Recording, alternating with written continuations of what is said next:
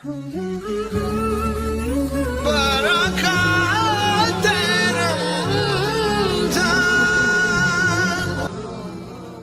واقعہ ہو جائے اور دوسرا یہ رمضان کا مہینہ ہے، یہ رمضان بھی کوئی اخلاق کے حوالے سے ہمیں ترغیب دیتا ہے، یہ ہمارے سامعین پہ اشارہ کرتے ہیں۔ جی بالکل ٹھیک ہے۔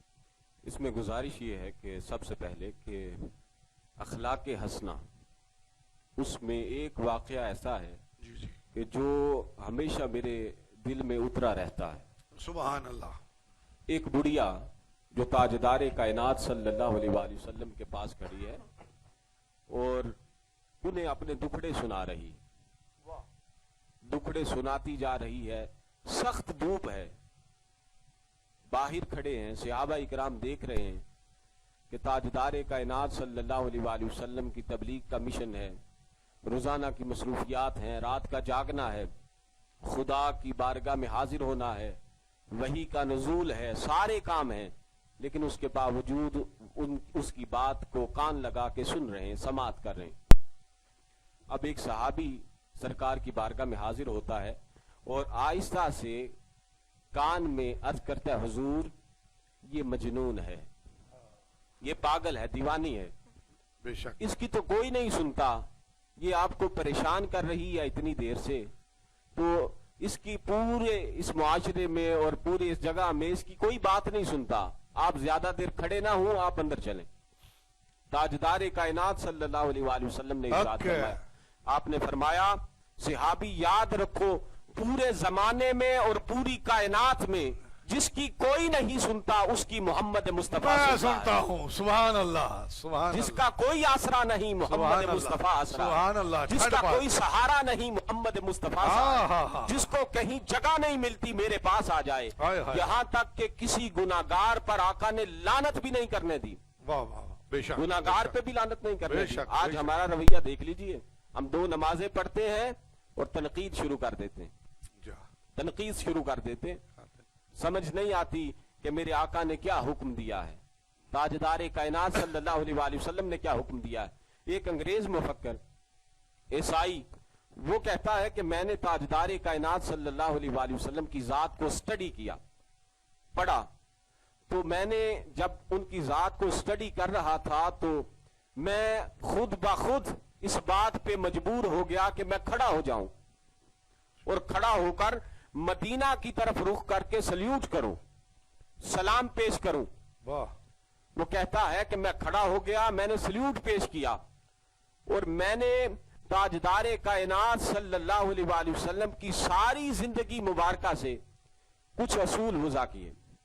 وہ اصول کیا تھے؟ وہ سمجھنے والے ہیں، سننے والے ہیں، ناظرین کے لیے، حاضرین کے لیے۔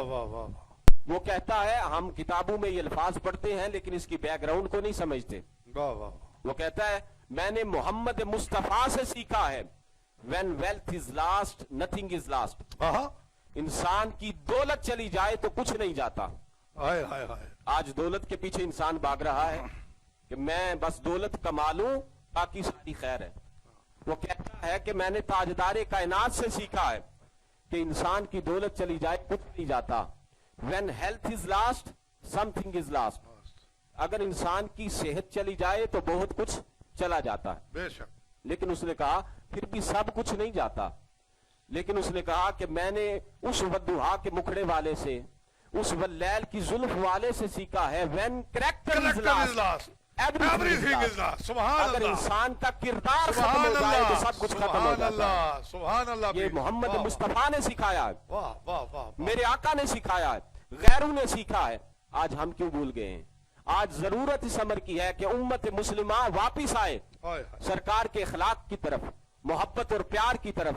اور یہاں پہ ایک اشارہ کر دوں، ام المومنین سیدہ عائشہ صدیقہ رضی اللہ تعالیٰ عنہ، سرکار نے فرمایا عائشہ مانگو کیا مانگتی ہو؟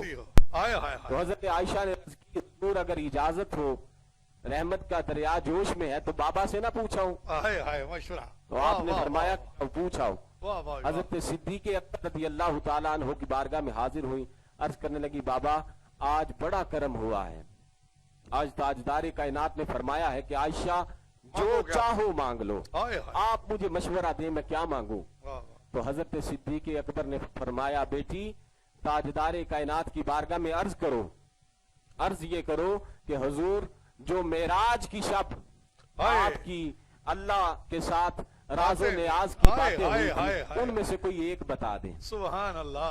बागी बागी फिर वापस आई सरकार की बारगाह में, तो आका अलैहिस्सलातु वस्सलाम ने फरमाया मशवरा कर लिया? जी हुजूर कर लिया। क्या मशवरा किया?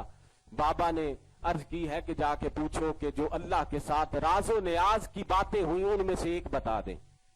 अब आका अलैहिस्सलातु वस्सलाम की आंखों में आंसू आ गए। आपने फरमाया कि मेरे यार ने आज मुझसे मांगा भी तो क्या मांगा। देखिए महबूब से जो मुहिब है वो सिर्फ महबूब की चाहत मांगता है, वो महबूब की खुशी मांगता है, वो दुनिया की अना और दुनिया की दौलत जाहो मनसब नहीं मांगता। उसे फकत ये आरज़ू होती है कि मुझे अपने महबूब की खुशी मिल जाए। आपने फरमाया वादा कर चुका हूं तो बताऊंगा जरूर।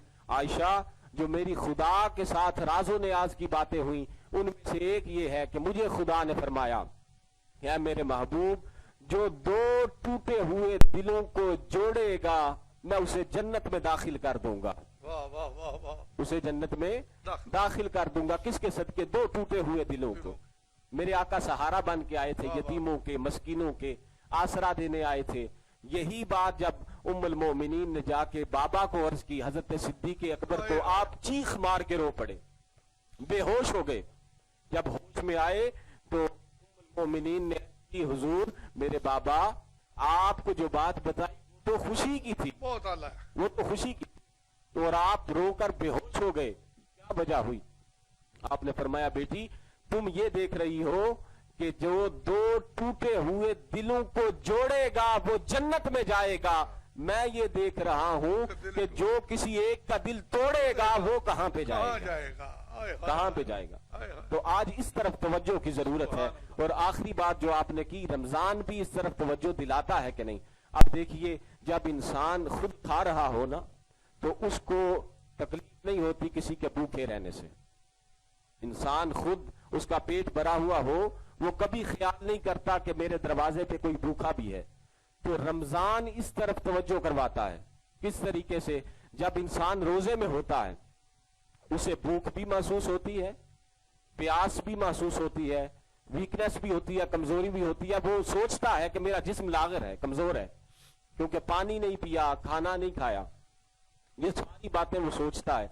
तो रोजा उसे बताता है, रोजा उसे बताता है कि इंसान जरा तवज्जो कर, तू तो एक महीना भूखा रहता है और कुछ देर रहता है और तुझे शिद्दत महसूस होती है, प्यास महसूस होती है, भूख की शिद्दत महसूस होती है।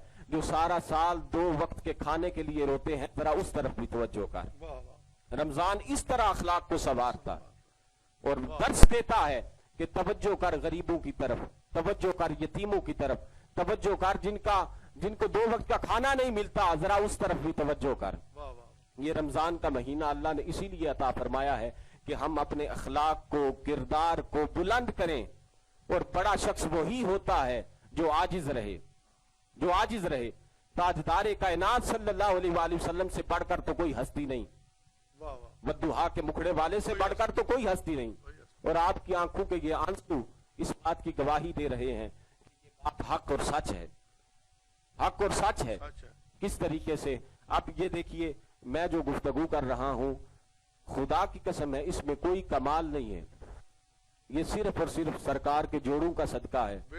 और मेरे बुजुर्गों का, आस्ताना अलिया खेपना वाला शरीफ के बुजुर्गों का, और मेरे बुजुर्ग आस्ताना अलिया शहनशाह विलायत, वो भी मेरा घर है, उनकी दुआएं हैं, उनकी दुआएं हैं।